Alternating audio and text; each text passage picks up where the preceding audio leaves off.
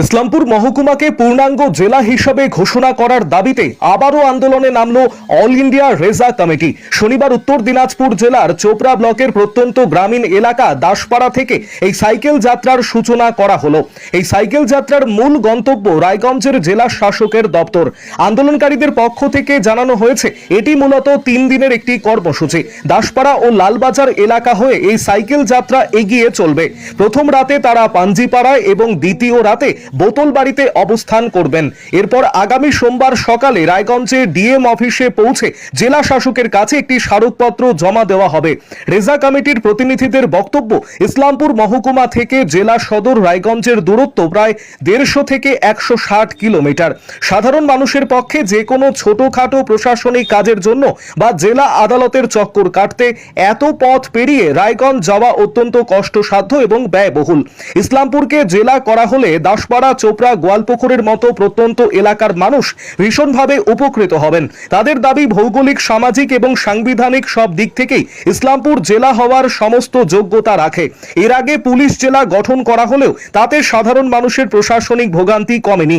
তাই এবার সরাসরি পূর্ণাঙ্গ জেলা গঠনের দাবি তোলা হয়েছে। আমাদের সাইকেল যাত্রা ইসলামপুরকে ডিস্ট্রিক্ট করার জন্য এর আগে আমরা 3 বছর আগে করেছিলাম। নালবাড়ি থেকে তোমার রায়গঞ্জ অবধি পদযাত্রা করছিলাম। এবার আমরা সাইকেল যাত্রা করছি। এটার জন্য করছি কি, আমাদের যে ইসলামপুর সাব ডিভিশন আছে অনেক পিছনে আছে। এখানে রোজি রোজগার খুব কমে। এখানকার যে ছেলে মেয়েরা আছে ভালো পড়াশোনা করতে কলেজ পায় না। তো আমাদের এখানে একটু ডিপ্লোমার জন্য দরকার আছে যে ইসলামপুরকে ডিস্ট্রিক্ট করা যাক। এটার মাঙের জন্য মাং নিয়ে আমরা ডিএম অফিস যাচ্ছি। আমরা ডিএমকে একটা মেমোরেন্ডাম দেবো। মেমোরেন্ডাম দিয়ে আমরা চিফ মিনিস্টারের কাছে আমরা আবেদন দেবো যে আমাদের যে ইসলামপুর জেলা, ইসলামপুর সাব ডিভিশন থেকে ডিস্ট্রিক্ট করা হোক। কাদের উদ্যোগে এই কর্মসূচি? অল ইন্ডিয়া রোজা কমিটি। কতদিনের কর্মসূচি? 3 দিনের কর্মসূচি আছে। আজকে আমরা এখানে দাসপাড়া থেকে বের হয়েছি। আজকে রাত্রি আমরা পাঞ্জিপাড়ায় থাকবো। কালকে আমরা মোটামুটি বোতলবাড়িতে থাকবো। আর পরশু দিনকে ডিএম অফিস, আমরা সোমবারে সকাল 11:30টার মধ্যে ডিএম অফিসে ঢুকবো। যদি আপনাদের জেলার দাবি না মানা হয়, পরবর্তীতে কর্মসূচি কি থাকবে? আমাদের যে আন্দোলন আছে ওরকম চলতেই থাকবে। আমরা এরপরে আমাদের বড় ভাবনা আছে যে আমরা মোটামুটি 500 বাইক নিয়ে আমরা এবার যে উত্তরকন্যা আছে উত্তরকন্যা ঘেরাও করবো ডিস্ট্রিক্টের মানুষের জন্য। রাজ্যে ডবল ইঞ্জিনের সরকার এসেছে, এর আগেও দীর্ঘদিন ধরে আপনারা জেলার দাবি করছেন।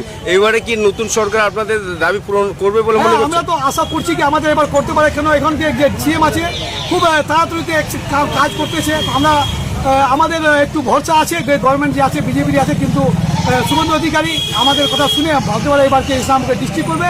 কিন্তু উনি এমপি, উনি চিফ মিনিস্টার হওয়ার পরেই 1 মাসের মধ্যেই উনি 5টা ডিস্ট্রিক্ট নতুন ঘোষণা করেছেন। আমাদের মনে হচ্ছে কি আমাদের ইসলামপুরকে এবার ঘোষণা করা হবে। নেক্সট লিস্টে আমাদের ইসলামপুর ডিস্ট্রিক্ট হবে। মানে মূলত কি কারণে ইসলামপুরকে জেলার দাবিটা করছেন? এটা হলো কি, ইসলামপুর থেকে আপনি দেখেছি কি এখান থেকে 150 থেকে 60 কিলোমিটার দূর ডিএম অফিস। কোনো ডিস্ট্রিক্টে তো লম্বা হয় না। এখানকার লোক একটা যদি সাইকেল নিয়ে ওকে 2 দিন লাগবে ডিস্ট্রিক্টে যেতে। তার জন্য আমরা করছি কি, যে সাধারণ মানুষের ওকে কত প্রবলেম হচ্ছে ওটা আমরা এই করার জন্য কি এখানকার যে লোক আছে ওদেরকে প্রবলেম না হোক তার জন্য ইসলামপুরকে ডিস্ট্রিক্ট করতে হবে। আপনার নাম? মোহাম্মদ মাসুদুল আলম আমার নাম। রাজা কমিটিকে দাসপাড়া এবং লালবাজারে স্বাগত জানালাম। এটা শুধু রাজা কমিটির দাবি নয়, এটা পুরো ইসলামপুর সাব ডিভিশনের প্রত্যেকটি জনগণের দাবি। এটা ঐতিহাসিক এবং ঐতিহাসিক দাবি বলা চলে। যখন থেকে বিহার থেকে পুরো ট্রান্সপোর্ট এরিয়াকে যখন পশ্চিমবঙ্গে যোগ করা হয়, এটা তখন থেকে এটা আমাদের দাবি ছিল। আর যদি এই সামাজিকভাবে দেখা যায়, একটা মানুষকে, দাসপাড়া মানুষকে রায়গঞ্জ নিয়ে কাজে ফিরে আসা একদম অসম্ভব, একদিনও তো অন্তত অসম্ভব। এরকম একটা পরিস্থিতিতে এটা মানে সার্বিক জনগণের দাবি যেন ইসলামপুরকে জেলা ঘোষণা করা হয়। আর ইসলামপুরকে জেলা ঘোষণার যতগুলো সাংবিধানিক এবং আইনগত যা যা প্রয়োজন, অ্যাকচুয়ালি আমাদের ইসলামপুরে সবকিছুই আছে আর কি। মানে যদি আইনি দিক থেকে আমরা দেখতে যাই বা আমরা সামাজিক দিক থেকে দেখতে যাই এবং অন্যান্য জেলাগুলোর সঙ্গে যদি তুলনাও করি, আমরা দেখতে পাবো যে ইসলামপুর জেলা হওয়ার জন্য একটা যোগ্য জায়গা। ইসলামপুরকে যোগ্য হওয়া সত্ত্বেও ইসলামপুর কিন্তু জেলা ঘোষণা করা হচ্ছে না। এর পরিপ্রেক্ষিতে যতগুলো আন্দোলন আছে, সাধারণ জনগণ সব আন্দোলনের সমর্থন করতেছে এবং এই আন্দোলন এগিয়ে যাচ্ছে। ইসলামপুরকে পুলিশ জেলা দেওয়া হলেও মানে প্রাথমিকভাবে জেলা দেওয়া হয়নি, কি বলবেন এই বিষয়ে? ইসলামপুরকে পুলিশ জেলা যেটা করা হয়েছে সেটা পুলিশের বা প্রশাসনিক ওদের সহযোগিতার জন্য। পুলিশ জেলা হলো কি হলো না তাতে জনগণের খুব একটা লাভ বেশি হবে না। লাভ তো অবশ্যই হবে, কিন্তু সেই অর্থে লাভ হবে না।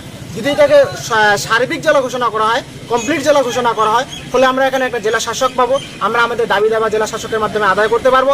এবং আমাদের এখন রায়গঞ্জে গিয়ে যেসব কাজ করতে হচ্ছে বা জেলার যে কোর্টগুলোতে আমাদের রায়গঞ্জ কোর্টে যেতে হচ্ছে, জেলা অফিসে যেতে হচ্ছে, সেই অফিসগুলো, সেই ডিপার্টমেন্টগুলো যদি আমরা এখন ইসলামপুরে পেয়ে যাই, সেক্ষেত্রে দাসপাড়া বলুন বা চোপড়া বলুন বা ইসলামপুর, গল্পগড়, চাকুলিয়া, করণদিঘি, ডালখোলা সব মানুষই উপকৃত হবে। এটা একটা সার্বিক দাবি, জনগণের দাবি।